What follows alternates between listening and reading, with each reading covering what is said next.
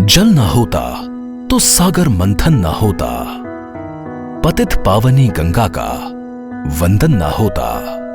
जल हम सभी जीवों के लिए अमृत समान है।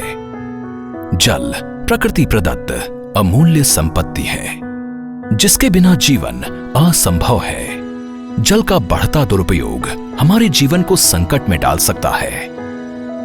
बढ़ती जनसंख्या और औद्योगिकरण के कारण दुनिया के सभी देशों में जल संकट की समस्या विकराल रूप लेती जा रही है।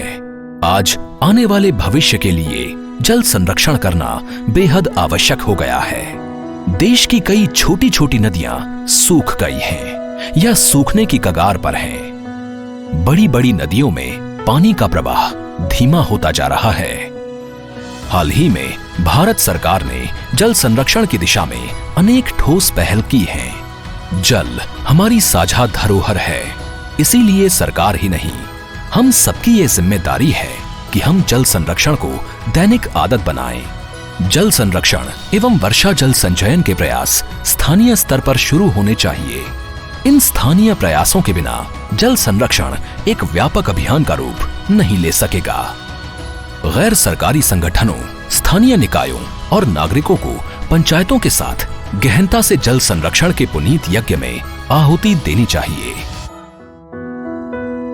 जल विषयों पर समर्पित पत्रिका वाटर डाइजेस्ट शहरी व ग्रामीण क्षेत्रों में जन जागरूकता हेतु गत 16 वर्षों से प्रयासरत है। चाहे सेमिनार हो, व्याख्यान हो, जल से जुड़े अनछुए विषयों की कवरेज हो या जल योद्धाओं को सम्मानित करने की बात हो, वाटर डाइजेस्ट सदैव एक कदम आगे बढ़कर जल ही जीवन है के सर्वमान्य सूत्र को चरितार्थ कर रही है।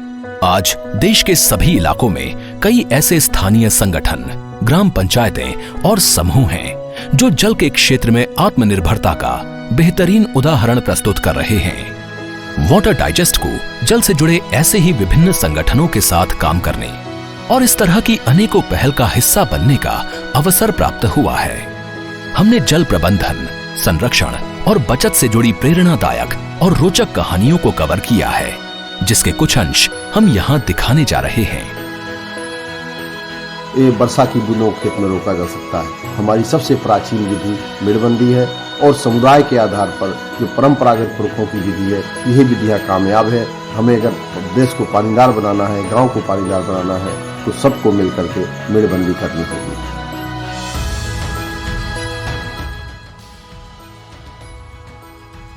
सहगल फाउंडेशन पानी प्रबंधन का कार्य करता है गांव वालों के साथ मिलकर, विशेष तौर से महिलाओं के साथ मिलकर, ताकि उनके जीवन में एक सकारात्मक बदलाव आ सके। बाकायदा साइंस है, तकनीक है। जब बरसात आती है तो हम उसको जगह जगह तालाबों के द्वारा और परंपरागत ज्ञान के द्वारा रोकते हैं।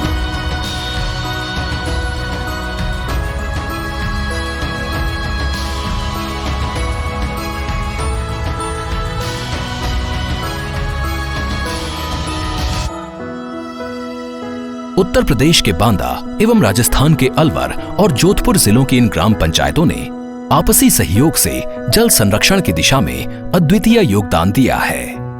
यहाँ के ग्राम वासियों ने अपने स्तर पर वर्षा जल का संरक्षण कर उसके दैनिक जीवन व कृषि में उपयोग की पुरातन परंपरा को संजीवनी देने का पुनीत कार्य किया है। जल संरक्षण से जुड़े केवल यही उदाहरण नहीं हैं। ऐसी प्रेरणादायी पहलों को देश के कोने कोने में देखा जा सकता है। यदि हम सब मिलकर जल स्रोतों, संरचनाओं व पारंपरिक जल प्रणालियों को सहेज कर, पुनरुद्धार व जीर्णोद्धार कर इन्हें नई पीढ़ी को सौंपेंगे, तो भावी पीढ़ी को भी जल संचयन की प्रेरणा मिलेगी।